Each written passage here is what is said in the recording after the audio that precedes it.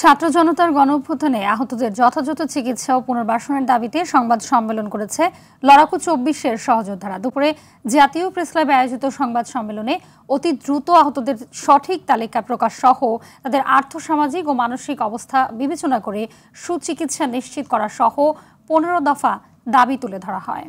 সকল চিকিৎসার ব্যয়ভার সরকার বহন করবে। এই ঘোষণার পরও কিছু কিছু হাসপাতালে তা মানা হয়নি বলে আমরা অভিযোগ পেয়েছি। সরকারি হাসপাতালে মেশিন নষ্ট, টেকনিশিয়ান নাই ইত্যাদি কারণে কিংবা বিনামূল্যে সরবরাহ করার কথা যে ওষুধ সেটাও সরকারের স্টকে থাকে না। এসব কারণে ওষুধ, চিকিৎসার সরঞ্জাম অনেক রোগীর পরিবারকে বাইরে থেকে কিনতে হয়েছে।